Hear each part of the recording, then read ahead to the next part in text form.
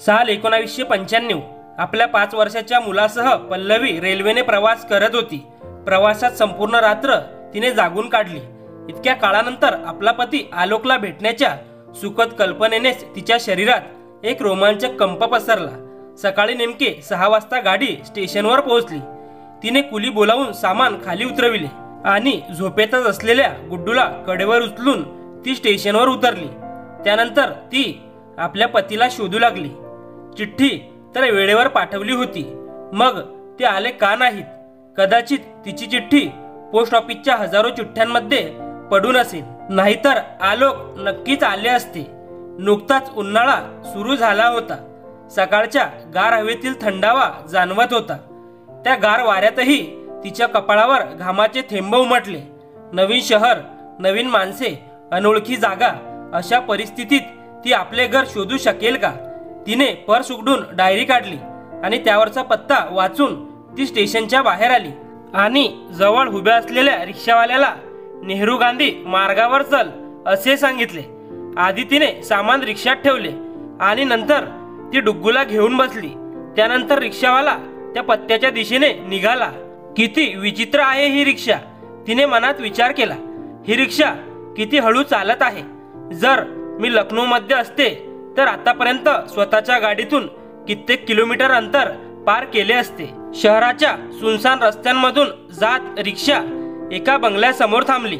गेटवर असलेल्या नेमप्लेटवर लिहिले होते, अभियंता आलोक मिश्रा। हे पाहून पल्लवीला आपण योग्य पत्त्यावर पोहोचल्याचा दिलासा मिळाला।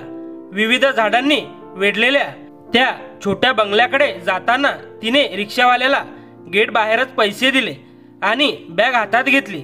आधीची गोष्ट असती तर ती थेट पायऱ्या चढून धाडधाड आत घुसली असती, पण आज तिच्या पायांना एक अनामिक संकोच जखडून ठेवत होता। हे घर आलोकचे होते, ज्याला ती आपलंही म्हणू शकत होती, पण गेले काही महिने दोघांच्या नात्यात एक अदृश्य भिंत उभी राहिली होती, जिला दोघेही भेदू शकत नव्हते। आता तर बऱ्याच दिवसांपासून पत्रव्यवहारही नव्हता, ना कोणती बोलचाल। तिने आपल्या येण्याची सूचना फक्त डुग्गूच्या माध्यमातून पत्राद्वारे दिली होती। ती बराच वेळ तशीच सुटकेस धरून गेटजवळ उभी राहिली। काही वेळाने तिच्या कानावर आवाज पडला, पल्लवी। परिचित आवाजाने ती दचकली आणि मागे वळली।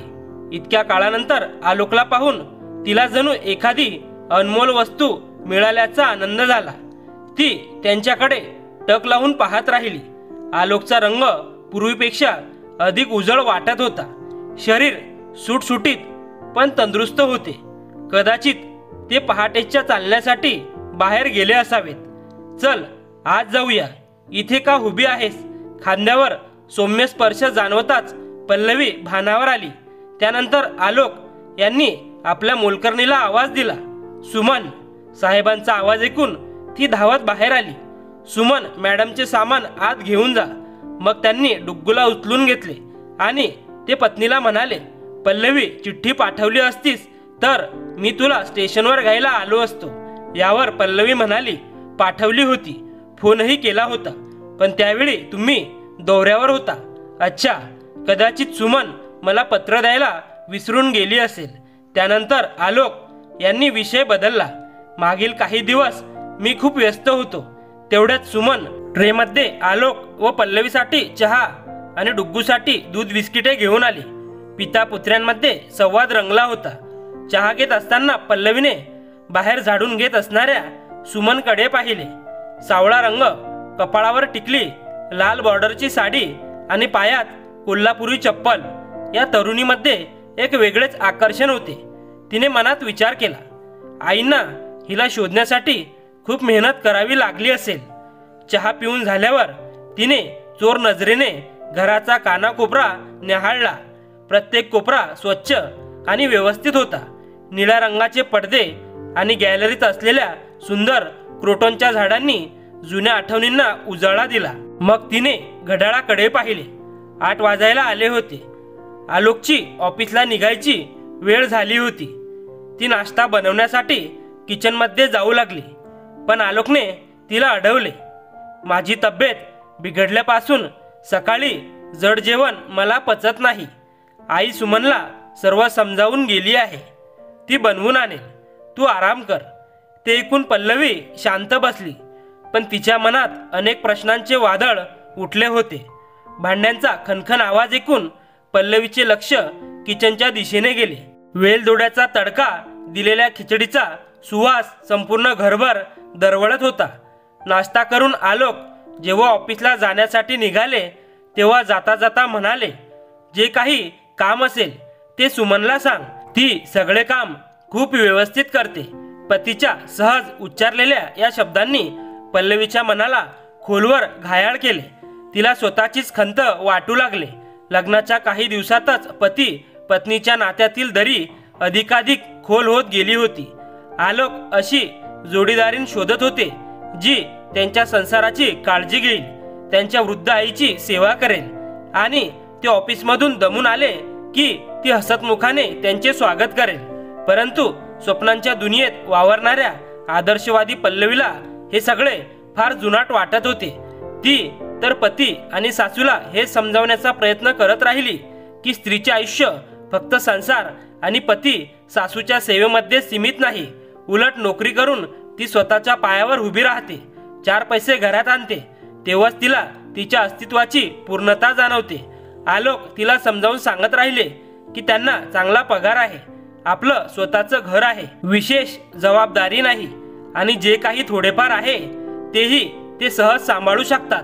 पण महत्वाकांक्षी पल्लवीला हे सर्व जणू एका कानाने ऐकून दुसऱ्या कानाने बाहेर टाकायचे होते. आलोक यांच्या आईला वाटले होते की पल्लवीला एकदा मातृत्वाचा अनुभव आल्यावर ती आपोआपच घर संसारात रुळून जाईल. पण त्याही बाबतीत निराशाच पदरी पडली. डुग्गूच्या हसण्या रडण्याचा आवाज फक्त त्याचे वडील आणि आजीनेच ऐकला होता. त्यांच्याच छायेखाली तो वाढला होता. काही काळाने आलोक यांचे प्रमोशन झाले, त्यामुळे पगारही वाढला आणि राहणीमानाचा दर्जाही उंचावला. त्यांनी डुग्गूला एका नामांकित पब्लिक स्कूलमध्ये प्रवेश मिळवून दिला. घरात कधीही कोणत्याही गोष्टीची कमतरता नव्हती. एकदा आलोकने पुन्हा पल्लवीला नोकरी सोडण्याबाबत बोलले. त्यांनी तिला समजावले की मुलाच्या योग्य संगोपनासाठी आई घरात असणे खूप गरजेचे आहे. पण भौतिक सुखांवर विश्वास ठेवणाऱ्या पल्लवीने त्यांना उत्तर दिले, ही जबाबदारी आया आणि डुग्गूच्या शाळेतील शिक्षिका सांभाळतच आहे. त्याशिवाय आपण दोघे मिळून कमावल्यास आपल्याला अधिक सुख सुविधा मिळतील. आलोक जेव्हा डुग्गूला स्वतःच्या हाताने अन्न भरवत आणि वृद्ध आईला घरकामात गुंतलेले पाहत तेव्हा त्यांच्या मनात हळहळ उमटत असे. त्यांना वाटत होते, अखेर मी लग्न का केले या प्रश्नाचे उत्तर शोधणे त्यांच्यासाठी मोठे आव्हान झाले होते. एक विचित्र ओझे मनावर घेऊन ते आपली रोजची कामे करत राहिले, पण आपल्या पत्नीला कधीच विरोध करू शकले नाहीत. त्यांच्यामध्ये आपल्या मनाला शांत ठेवण्याची विलक्षण क्षमता होती. जेव्हा त्यांच्या मनात वेदनांची वादळे घोंगावत तेव्हा त्यांना वाटायचे जणू काही ज्वालामुखी फुटेल आणि लावा बाहेर पडेल. मन प्राण वेदनेने तडफडत राहायचे, पण त्यांच्या ओठातून शब्द निघत नव्हते.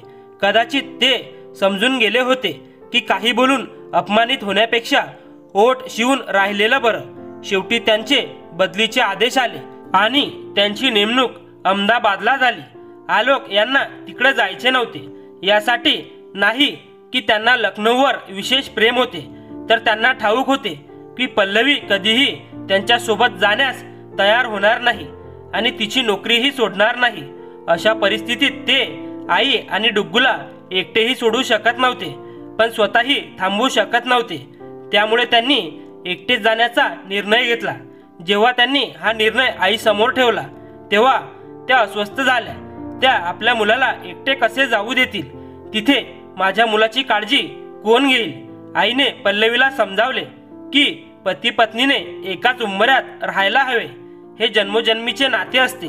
पण पल्लवीने हे समजून घेण्याऐवजी उलट त्यांना समजवण्याचा प्रयत्न केला की फक्त 2च वर्षाची तर गोष्ट आहे, बघता बघता निघून जातील. आता तर डुग्गूही चांगल्या शाळेत जात आहे.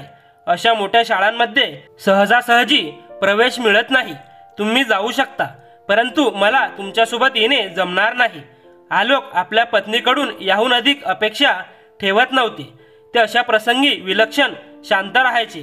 त्यांना हे माहीत होते की जिथे मनाची जवळीकच नाही तिथे पती पत्नी एकत्र राहूनही त्यांच्यात कायम अंतर राहते. आई हतबल झाली होती. मुलगा आणि सून वेगळे राहणार ही कल्पनाही त्यांना हादरवून गेली. पण त्या करू तरी काय शकत होत्या. एकट्या असहाय्य होऊन त्या शांत बसल्या. मॅडम, दुपारी जेवणात काय बनवू? सुमनच्या या प्रश्नाने पल्लवीला भूतकाळाच्या खोल गर्तेतून बाहेर ओढून वर्तमानात आणले. साहेब दुपारी काय खातात? मॅडम, आज साहेब बाहेर गेले आहेत म्हणून त्यांचा डब्बा त्यांच्या सोबतच पाठवला आहे, नाहीतर ते घरीच जेवतात.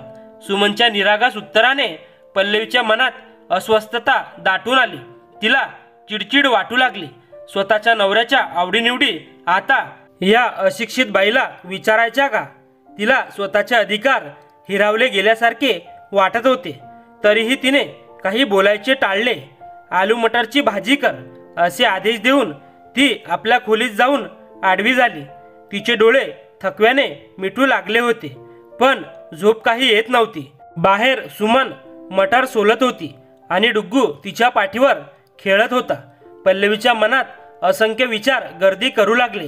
सुमनच्या मोहक यौवनाने आलोकच्या संयमावर परिणाम तर केला नाही ना? जर विश्वामित्रासारख्या तपस्वीची चेतना मेनकेमुळे विचलित झाली होती, मग आलोक तर एक सामान्य पुरुष आहेत. आईंनी सांगितले होते की सुमनचा नवरा अपंग आहे आणि आलोकही त्या मोठ्या बंगल्यात एकाकी जीवन जगत आहेत. दोन तरुण जीव स्वतःला कितीसं सावरू शकले असतील.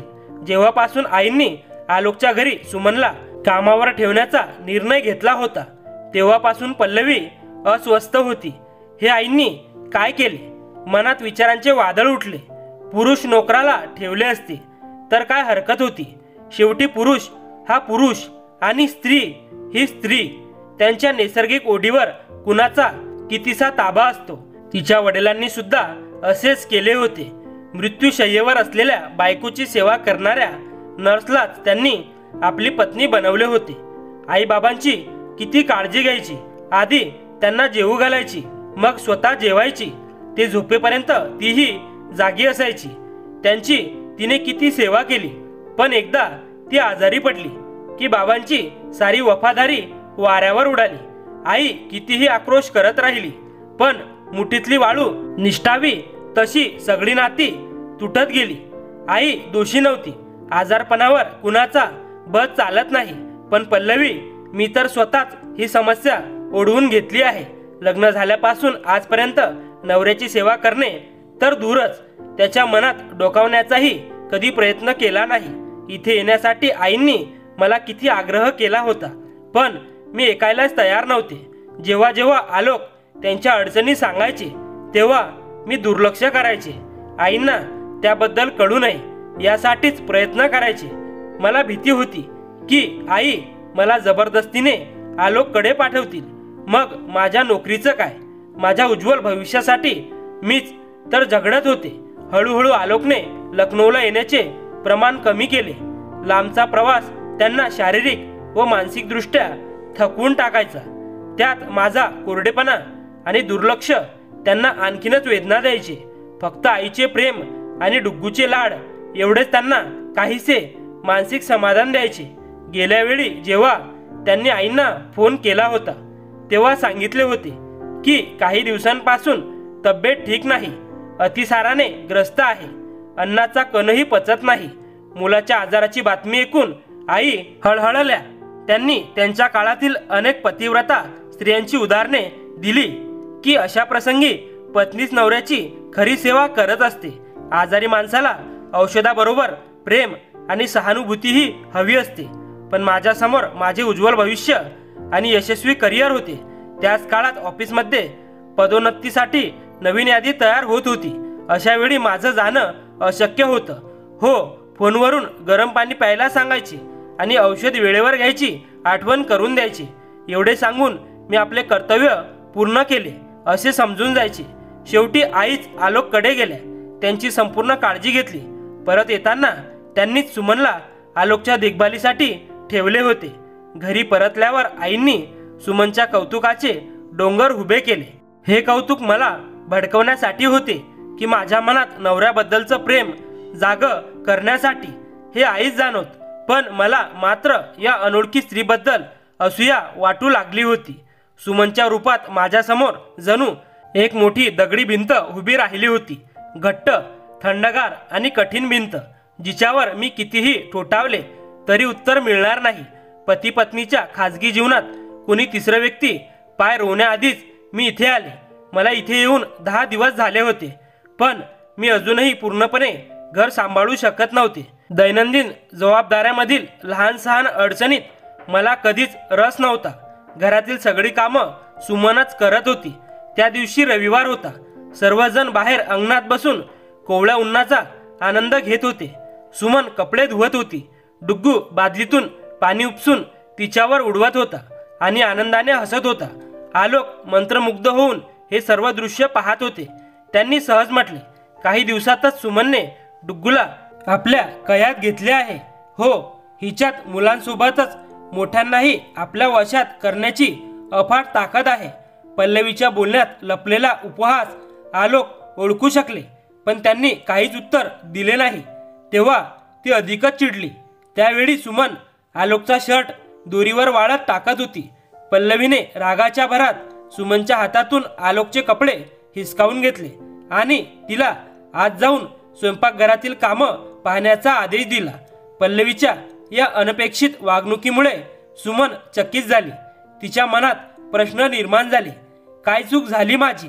मालकिनीच्या मनात सुरू असलेल्या भावनिक कलहाबद्दल अनभिज्ञ असणारी सुमन आज जाऊन हँगर घेऊन आली आणि विनम्रतेने म्हणाली, मॅडम, साहेबांचे शर्ट हँगरवर टाकून द्या. ईर्षेचा नाग पल्लवीच्या मनात फणा काढून उभा राहिला. तिची करडी नजर सुमनच्या शरीरावरून फिरत राहिली. तिने तिच्या हातातून हँगर घेतला आणि जोरात जमिनीवर आपटला. ते पाहून आलोक थोडे अस्वस्थ झाले. त्यांनी विचारले, या गरीब स्त्रीने काय चुकीचे केले आहे की तू तिला एवढ्या अपमानास्पद वागणुकीस पात्र ठरवत आहेस? यावर पल्लवी म्हणाली, माझ्या नवऱ्याची काळजी कशी घ्यायची हे मी आता हिच्याकडून शिकायचं का? पल्लवीच्या आवाजातील अधिकार ऐकून आलोक चकित झाले. ती पुन्हा ठामपणे म्हणाली, आता मी इथे आले आहे, मग या सुमनची गरजच काय? तिच्या आवाजात पत्नीच्या हक्काची जाणीव आलोक यांना स्पष्ट जाणवत होती. ते शांतपणे म्हणाले, तू परत निघून गेलीस तर हे घर सांभाळणार कोण? त्यांचा आवाज कुठल्या तरी अंतराळातून यावा तसा वाटला. पल्लवीने ठाम उत्तर दिले, मी दीर्घ रजा घेऊन आली आहे. तुमची बदली लखनौला होईपर्यंत मी आणि डुग्गू तुमच्या सोबतच इथेच राहू. आणि पल्लवी, मग तुझ्या करिअरचं आणि डुग्गूच्या शाळेचं काय? पण पल्लवीच्या निर्णयात कोणताही बदल झाला नाही. शेवटी त्यांनी शांतपणे ठाम स्वरात सांगितले, ती गरीब आहे, लाचार आहे. तिचा नवरा काही कमवत नाही. 2-2 मुलांचं पालनपोषण तिच्या जीवावर आहे. तिला इथेच काम करू दे. तुझी मदत करेल बिचारी. दुनियाभराच्या गरिबांचे ओझे आपणच का उचलायचं? त्यानंतर ती पाय आपटत खोलीत निघून गेली. कदाचित आलोक यांनी हे ऐकले की नाही हे स्पष्ट नव्हते, किंवा त्यांनी ऐकूनही दुर्लक्ष केले असावे. ती स्वतःशीच पुटपुटली, सुमनसाठी किती सहानुभूती दाखवत आहे. तिच्या मनात शंका पुन्हा डोकावू लागली की आलोकच्या हृदयावर सुमनने आपला हक्क तर मिळवला नसेल ना? या संशयाच्या विषयाने तिला मानसिक गोंधळात टाकले. रागाच्या भरात ती स्वयंपाकघरात गेली आणि तिने मोठ्याने सुमनला हाक मारली. बेचारी सुमन थरथर कापू लागली. तिच्या हातात असलेल्या विदेशी नाजूक काचेचा ग्लास गळून खाली पडला आणि तुकडे तुकडे झाले. आता मात्र पल्लवीचा संताप अनावर झाला. जणू हॉलमधला महागडा झुंबरच तुटून पडला असावा. सुमनच्या दडपलेल्या स्पंदनाचा आवाज ऐकून आलोकला लगेच समजले की पल्लवीचा हा क्रोध प्रत्यक्ष सुमनवर नाही तर अप्रत्यक्षपणे त्यांच्यावरच निघत आहे. सुमनच्या निस्वार्थ भक्तीला आणि आलोकवरील समर्पणाला पल्लवीने भौतिक दृष्टिकोनातून पाहिले होते. आलोकच्या मनात विचार उमटले, पल्लवी कधीच या नाजूक भावना समजू शकणार नाही, कारण या भावना कोणत्याही प्रयत्नाने मिळवता येत नाहीत. त्या केवळ मनाच्या गाभाऱ्यातून उमटतात. म्हणूनच कधीकधी आपलेच परके होतात आणि परके आपल्याहूनही जवळचे वाटू लागतात. आलोकला हे सर्व माहीत होते. त्यानंतर जणू आरोप प्रत्यारोपांची मालिका सुरू झाल्यासारखे वाटत होते. या घटनेला आठवडाही उलटला नव्हता. एके दिवशी आलोक ऑफिसमधून संध्याकाळी लवकर घरी परतले तेव्हा त्यांना घरात गोंधळाचे वातावरण असल्याचे दिसले. पल्लवीने रडून रडून सारे घर डोक्यावर घेतले होते. डुग्गू स्तब्ध उभा होता.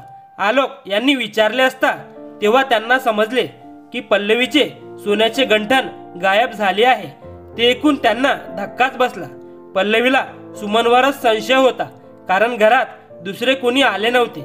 आलोकने तिला खूप समजवण्याचा प्रयत्न केला आणि घरात गंठण शोधायला सांगितले, पण ती ऐकायलाच तयार नव्हती. सुमनही तिला प्रत्येक प्रकारे स्पष्टीकरण देत होती, पण आलोकला याची काही गरज वाटत नव्हती, कारण 4 पैशांचाही गैरवापर न केलेली स्त्री एवढा मोठा गुन्हा कसा करू शकते हे त्यांना माहीत होते. त्यांनी घाबरलेल्या सुमनच्या डोक्यावर हात ठेवताच ती डसाडसा रडायला लागली. साहेब, मी तुमच्या घरचे अन्न खाल्ले आहे. मी तुमच्याशी एवढा मोठा विश्वासघात कसा करू शकते? परंतु पल्लवीने पोलिसांना बोलावून सुमनला तुरुंगाच्या 4 भिंतीत बंद करूनच सुटकेचा निश्वास सोडला. आलोक यांनी सुमनचा जामीन मिळवून दिला, मात्र त्यांनी तिला पुन्हा घरी काम दिले नाही. पल्लवीच्या नजरेतील त्या अनुत्तरित प्रश्नांची चमक पाहणे आलोकसाठी सोपे नव्हते. त्यानंतर ते अनेकदा दौऱ्यावर जात असे. घरी असतानाही ते उदास असायचे आणि फार कमी बोलायचे किंवा पुस्तकांच्या दुनियेत हरवून जायचे. मात्र डुग्गूशी ते नक्कीच बोलायचे. त्या बंडखोर स्त्रीने त्यांची शांतता हिरावून घेतली होती. आता तिच्या उपस्थितीने त्यांना किळस भरायची. जेव्हा जेव्हा ते सुमनच्या भुकेल्या मुलांची आणि अपंग पतीची कल्पना करायची तेव्हा त्यांना आपल्या पत्नीची लाज वाटायची. सुमनला तिला हुसकावून लावायचे होते तर असेच बेदखल केले असते असा आरोप करून तिने त्या गरीब मुलीला तोंड दाखवायला कुठे सोडले नाही. तिचा अपमान तर झालाच, आता कुणीही तिला कामावरही घेणार नाही. त्यामुळे आलोक यांना सुमनबद्दल खूप वाईट वाटू लागले. आता त्यांना घरात थांबावंसं वाटत नव्हतं, त्यामुळे ते बाहेर निघून जायचे. पल्लवी त्यांना थांबवण्याचा खूप प्रयत्न करायची, पण तिचे सगळे प्रयत्न निष्फळ ठरायचे. आता ते खूप अस्वस्थ झाले होते. एके रात्री आलोक दौऱ्यावर गेले होते. पल्लवी आणि डुग्गू बंगल्यात एकटेच होते. अचानक लाईट गेली. एकतर ती एकटीच होती, वरून अंधार. उष्णता आणि अंधारापासून वाचण्यासाठी तिने खिडकी उघडली आणि कंदील पेटवून ट्रायपॉडवर ठेवला. तेव्हाच तिचाच धक्का लागून कंदील जमिनीवर पडला आणि सर्व रॉकेल टेबल क्लॉथवर सांडले आणि डोळ्याच्या झटक्यात आगीने टेबल, पडदे आणि फर्निचरला वेढले. मग काही वेळातच आगीने भयंकर रूप धारण केले. अंधारात ती बादलीभर पाणी आणायला गेली. ती बाथरूम मध्ये पोहोचली तोपर्यंत अर्धी खोली आगीत जळून खाक झाली होती. कृती आणि निष्क्रियतेच्या चक्रव्यूहात अडकलेल्या पल्लवीला आपल्या मुलाला उचलून सुरक्षित ठिकाणी कसे घेऊन जावे हे देखील समजत नव्हते. भीतीने तिचा आवाजही दबला होता. ती किंचाळली तरी त्या नवीन अज्ञात जागी तिची किंकाळी बंगल्याच्या भिंतीवरून बाहेर जाणं अशक्य होतं. आणि कोण येणार तिच्या मदतीला? तेवढ्यात तिला झोपड्यांच्या बाजूने काही लोक त्यांच्या बंगल्याकडे येताना दिसले. त्याच वेळेस अचानक पल्लवी चक्कर येऊन जमिनीवर पडली. त्यानंतर काय झाले ते तिला माहीत नाही. तिने डोळे उघडले तेव्हा ती हॉस्पिटलच्या बेडवर पडली होती. डुग्गू जवळच बेडवर पडलेला होता. समोर आलोक उभा होता. सुमन तिच्या समोर तिच्या कुटुंबासह उभी होती. तिच्या हातांकडे पल्लवीची नजर गेली. दोन्ही हातावर पट्टी बांधलेली होती. तिने क्षीण आवाजात विचारले, सुमन, तुझ्या हाताला काय झालं? डॉक्टर म्हणाले तुम्हाला आणि डुग्गूला वाचवताना तिचे हात भाजले.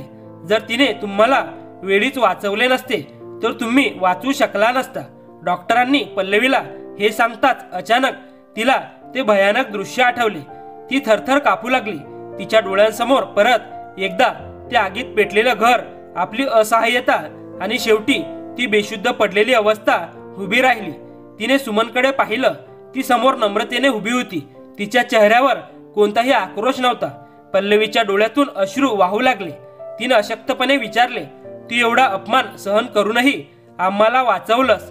सुमनने नजरेत विनम्रता आणत उत्तर दिलं, मॅडम, तुम्ही सांगितलं होतं ना, गरिबांना कोण मदतीला धावून जाणार, पण आम्ही गरीब असलो तरी आमच्यात माणुसकी आहे साहेब, आणि तुम्ही माझ्यासाठी देवासारखे आहात. मी तुमच्या घरचं अन्न खाल्लं आहे. माझ्यावर अन्याय झाला तरी मी शांत बसले, पण तुमच्या कुटुंबावर संकट आलेलं पाहून मी गप्प बसू शकले नाही. पल्लवी तिला पाहतच राहिली. आतापर्यंत तिच्या मनात सुमनबद्दल असलेल्या सर्व शंका, हेवे दावे विसरून गेले. तिला स्वतःलाच स्वतःचा तिरस्कार वाटू लागला. तिने केवळ आपल्या अहंकारासाठी आणि संशयासाठी एका निर्दोष स्त्रीला घराबाहेर काढलं. तिच्या 2 लेकरांचं भविष्य उद्ध्वस्त केलं. पण आज जिच्यावर तिने विश्वास ठेवला नव्हता, तिनेच तिचा आणि तिच्या मुलाचा जीव वाचवला होता. ती हलकेच सुमनच्या पुढे आली. तिच्या हातांवर बँडेज होतं, तरीही पल्लवीने तिचे हात आपल्या हातात घेतले आणि हळू आवाजात म्हणाली, माझ्याकडून खूप मोठा गुन्हा झाला आहे सुमन. मी तुझ्यावर खोटा आरोप केला, तुझा अपमान केला, तुला घराबाहेर काढलं, तरी सुद्धा तू मला आणि डुग्गूला वाचवलंस. मला माफ करशील का? सुमनने हसून फक्त एवढंच उत्तर दिलं, मॅडम, मोठ्यांच्या घरात लहान चुका मोठ्या होत नाहीत. देव सगळं पाहत असतो. त्या क्षणी पल्लवीच्या मनातले सगळे भ्रम गळून पडले. तिला आपल्या चुकीची पूर्ण जाणीव झाली. ती आलोककडे पाहू लागली, जणू ती त्याच्याकडे क्षमायाचना करत होती. आलोक शांत होते. त्यांना जे हवं होतं ते आज घडलं होतं. पल्लवीने अखेर सत्य स्वीकारलं होतं.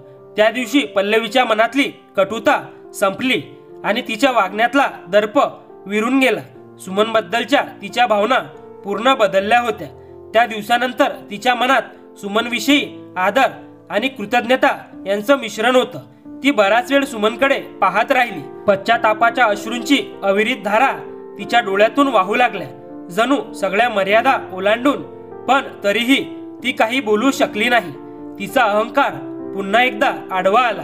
काही दिवस रुग्णालयात राहिल्यानंतर पल्लवी आणि डुग्गू पूर्णपणे बरे होऊन घरी परतले. एके संध्याकाळी आलोकसोबत वॉक करत असताना ती सुमनच्या झोपडीच्या दिशेने वळू लागली. तेव्हा आलोकने तिला थांबवत विचारले, तिकडे कुठे चालली आहेस? आलोक, आज मला थांबवू नका.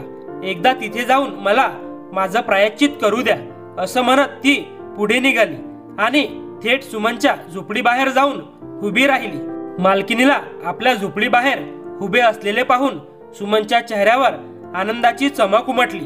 तिने पटकन 4 पायी टाकली आणि नमनपूर्वक पल्लवीच्या बसण्याची वाट पाहू लागली. भुकेलेले आणि अर्धनग्न मुले पाहून पल्लवीचं मन अपराधी भावनेने भरून आलं. तिला स्वतःचाच तिरस्कार वाटू लागला. शिक्षित असूनही तिने मत्सर आणि संदेहाच्या विषबेलीन कसं एक निर्दोष जीवन उद्ध्वस्त केलं होतं. तिच्याकडे समृद्धी, ऐश्वर्य, सुखी कुटुंब सगळं होतं, पण तिला स्वतःचं सुख जपता आलं नव्हतं. यात इतरांचा काय दोष? ती सगळी कटुता तिने कुणावर काढली? जिने तिच्या पतीची निस्वार्थपणे सेवा केली त्या सुमनवर. तिच्या संपूर्ण कुटुंबालाच तिने आपल्या संशयाच्या चक्रात ओढून घेतलं. तिने सुमनला जवळ बोलावलं आणि तिला आपल्या शेजारी बसवलं. तिचा हात हातात घेत विचारलं, तुझ्यावर मी इतके आरोप केले तरी सुद्धा तू माझा आणि माझ्या मुलाचा जीव वाचवलास. तू खरंच महान आहेस. सुमन हलके हसत म्हणाली, नाही मॅडम, मी काहीच नाही. महान तर माझे मालक आलोकजी आहेत. त्यांनी माझ्या मुलांना भुकेपासून वाचवलं. माझ्या अपंग नवऱ्याच्या उपचारासाठी ठेकेदाराकडून पैसे मिळवून दिले आणि सर्वात मोठा उपकार, त्यांनी माझी इज्जत वाचवली. थोडं थांबून सुमन पुढे म्हणाली, मॅडम, एके रात्री माझा नवरा दारूच्या नशेत मला ठेकेदाराकडे पाठवत होता. त्याला वाटलं त्यातून थोडे पैसे मिळतील आणि घर चालेल. पण तुम्हीच सांगा, जेव्हा रक्षकच भक्षक होतो तेव्हा त्या बाईच्या आयुष्यावर काय विपरीत परिणाम होतो. त्यावेळी साहेबांनीच मला वाचवलं. माझ्यासाठी ते भाऊ, बाप सगळं आहेत. आणि जर देवाने 2 हात मेहनत करण्यासाठी दिले आहेत तर माणसाने वाईट मार्गाला का जावं? त्या क्षणी पल्लवी स्तब्ध झाली. सुमन तिच्या नजरेत खूप मोठी झाली होती, जणू आकाशाहूनही विशाल. एका गरीब, कमी शिकलेल्या स्त्रीने आधुनिक आणि सुशिक्षित समाजाच्या स्त्रीला आज मोठा धडा शिकवला होता. आज सुमनच्या या बोलण्याने पल्लवीच्या मनातली एक चुकीची धारणा पूर्णपणे कोसळली होती. स्त्री आणि पुरुष यांच्यातलं नातं फक्त शरीरापर्यंत सीमित नसतं, तर त्यात भावना आणि संवेदना देखील महत्त्वाच्या असतात. आलोक काही बोलण्यासाठी पुढे झाले, पण पल्लवीने अलगद त्याच्या ओठांवर हात ठेवला. तिने सुमनला दुसऱ्या दिवशीपासून पुन्हा कामावर यायला सांगितलं आणि शांतपणे तेथून परतली. आज तिच्यासाठी नवा दिवस उगवला होता, एक अशी नवी सकाळ जिथे शंका आणि संशयाला अजिबात स्थान नव्हतं. धन्यवाद.